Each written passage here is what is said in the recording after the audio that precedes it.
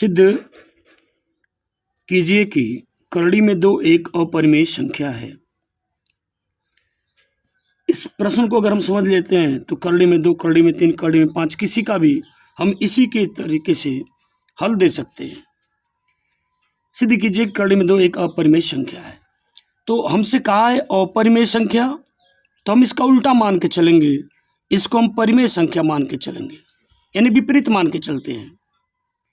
तो सिद्ध करना है कि करड़ी में 2 एक अपरिमेय संख्या है, तो हम मान के चलेंगे कि माना करड़ी में 2 एक परिमेय संख्या, यानी इसका उल्टा मान के चलेंगे।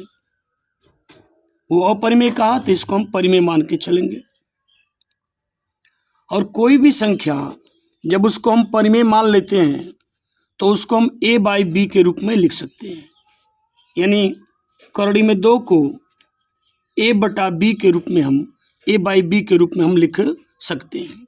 यानी किसी भी परिमेय संख्या को हम a/b के रूप में लिख सकते हैं, इसलिए हमने करड़ी में 2 को क्या लिख दिया, a/b लिख दिया।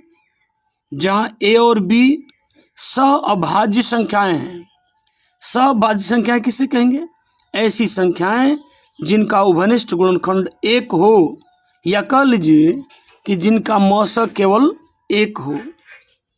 तो a और b सहअभाज्य संख्याएं हैं जिनका उभयनिष्ठ गुणनखंड केवल क्या होगा, 1 होगा। इसको ध्यान देंगे क्योंकि इसकी जरूरत फिर लास्ट में पड़ेगी, अंत में पड़ेगी, तो इसको ध्यान देंगे। a और b सहअभाज्य संख्याएं हैं तो इनका उभयनिष्ठ गुणनखंड 1 होगा, अर्थात इनका मौसक 1 होगा। और b नॉट इक्वल 0 होना चाहिए, यानी b का मान 0 नहीं होना चाहिए, यानी जो हर है यह 0 नहीं होना चाहिए। यानी a और b सहअभाज्य संख्याएं हैं, अर्थात सहअभाज्य किसे कहेंगे कि जिनका उभयनिष्ठ गुणनखंड केवल 1 हो। अब दोनों पक्षों का वर्ग कर देंगे, दोनों पक्षों का वर्ग करेंगे जो आपको यहाँ दिख रहा है। तो करड़ी में 2 का भी वर्ग करेंगे और a/b है इसका भी वर्ग कर देंगे। तो करड़ी में 2 का वर्ग करेंगे, करड़ी टूट जाएगी, सिर्फ 2 होगा और यह हो जाएगा, देख रहे हैं, a² / b²। अब देखेंगे, आप चाहे तो क्रॉस मल्टीप्लाई कर सकते हैं इसका, यह हो जाएगा 2b² यानी 2b² इक्वल कितना, a²। इसको हमने समीकरण 1 बना दिया। यहाँ तक बात आपको समझ में आ रही होगी। तो हमको मिला क्या, 2b² इक्वल a² हमको मिला।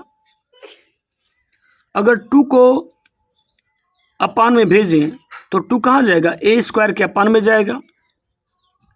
इसका मतलब a² किससे कट रहा है, 2 से कट रहा है। a² अगर 2 हम अपान में भेजें, बटा में भेजें, और रिजल्ट कितना आ रहा है, b²। तो 2 अगर भेजेंगे, b² को रोकें, 2 कहाँ जाएगा, बटा में जाएगा। तो a² किससे कट रहा है, 2 से। तो अतः a² समीकरण 2 को देख के बता रहे हैं कि a² किससे कटेगा, 2 से। a² 2 से विभाजित है, इसलिए a भी 2 से विभाजित होगा। यानी कोई भी संख्या हो, किसी भी संख्या का वर्ग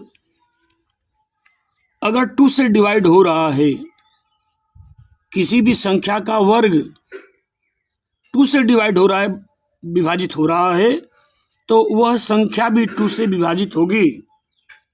हमारी बात आपको समझ में आ रही होगी। जैसे हमने यह कह दिया, देखिएगा कि यह 10 का वर्ग है और यह 10 है।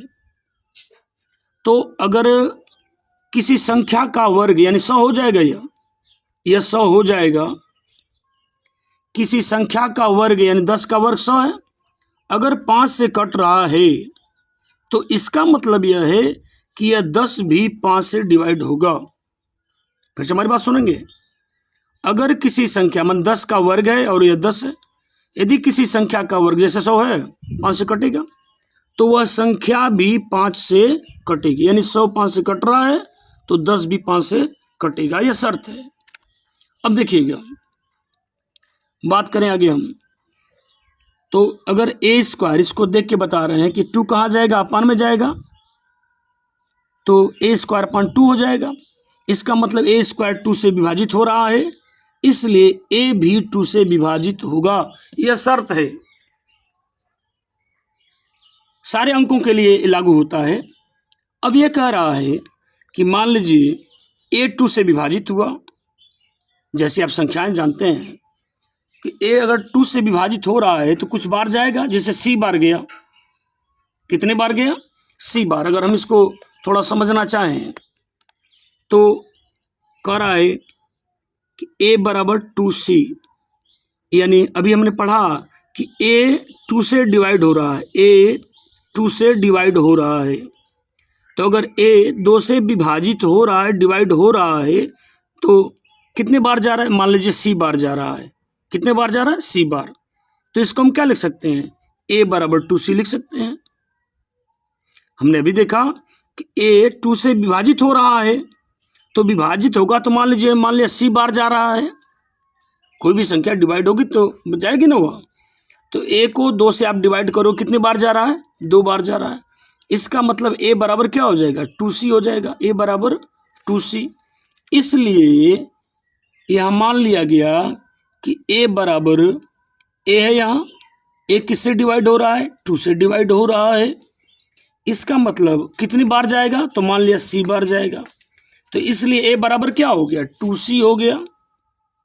a 2 से विभाजित हो रहा है, तो मैंने जैसे आपको बताया कि a 2 से विभाजित होगा, c बार जा रहा है, तो a बराबर क्या हो गया? 2c हो गया, जहाँ c कोई पूर्णांक है। अब a का मान ले चल के हम 1 में रख देंगे। a का जो मान मिला a, इस a का मान हम समीकरण 1 में रख देंगे। अब समीकरण 1 आपके पास क्या है? देखिएगा, 2b स्क्वायर हमने रख दिया, और a के जगह पर हमको क्या रखना है? 2c। a के जगह पर तो 2b स्क्वायर हो गया, a के जगह पर रख दिया 2c, चूंकि स्क्वायर है तो इसका भी स्क्वायर कर दिया। अब 2b स्क्वायर बराबर क्या हो गया? 2 का स्क्वायर करोगे 4 हो जाएगा, 80 का स्क्वायर c स्क्वायर हो जाएगा। अब 2 से 4 को डिवाइड कर लो आप, तो 2 2 जा 4, यानी क्या बार जाएगा? 2 से काट दें इसको तो कितना आएगा? 2 बार जाएगा। तो b स्क्वायर बराबर कितना आ गया? 2c आ गया, यानी b स्क्वायर इक्वल 2c हमको मिल गया। तो अब देखो ना, अगर हम बात करें c को रोक दें तो 2 कहाँ जाएगा? बटा में जाएगा। c को रोके यहाँ तो 2 कहाँ जाएगा? बटा में जाएगा। इसका मतलब b स्क्वायर किससे कट रहा है? 2 से कट रहा है। अतः b स्क्वायर 2 से विभाजित होता है। तो फिर पहले वाली शर्त फॉलो करेंगे यहाँ कि b स्क्वायर 2 से विभाजित है, इसलिए b भी 2 से विभाजित होगा। तो हमने ये देखा कि यहाँ a भी 2 से विभाजित हो रहा है और यहाँ b भी 2 से विभाजित हो रहा है। थोड़ा ध्यान देंगे इस बात को, a भी 2 से विभाजित हो रहा है और b भी 2 से विभाजित हो रहा है। इसका मतलब यह है कि a तथा b का उभयनिष्ठ गुणनखंड 2 होगा, क्योंकि a भी 2 से विभाजित हो रहा है और b भी 2 से विभाजित हो रहा है। इसका मतलब a और b का उभयनिष्ठ गुणनखंड 2 होगा। उभयनिष्ठ गुणनखंड हमारे कहने का मतलब है मस यानी महत्तम समापवर्त। तो उभयनिष्ठ गुणनखंड क्या होगा? 2 होगा। लेकिन आपको पहले ही बता दी गई है, देखिएगा, a और b का उभयनिष्ठ गुणनखंड क्या होगा? 2 होगा। लेकिन a और b कैसे हैं? आपको पहले ही ऊपर ही मैंने बताया यहाँ कि a और b कैसे हैं?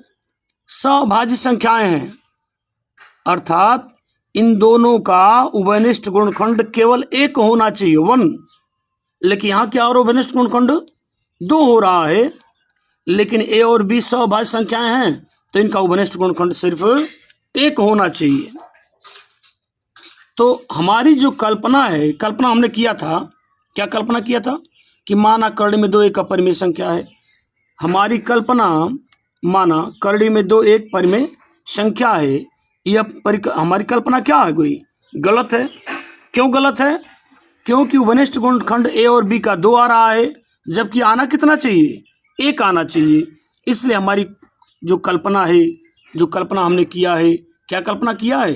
कि करड़ी में 2 एक परिमेय संख्या है, यह कल्पना गलत है। अतः यह सिद्ध होता है कि करड़ी में 2 क्या है? एक अपरिमेय संख्या है। उम्मीद करते हैं ये बात आपको समझ में आ रही होगी।